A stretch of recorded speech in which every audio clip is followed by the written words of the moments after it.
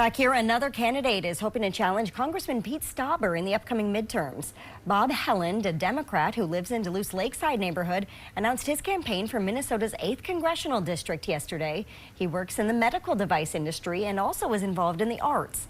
Helland said he's specifically running to remove Stauber from office.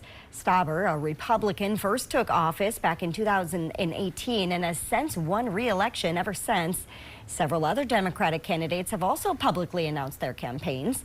That includes Dr. Wendell Smith, Trina Swanson, and Emmanuel Anastas.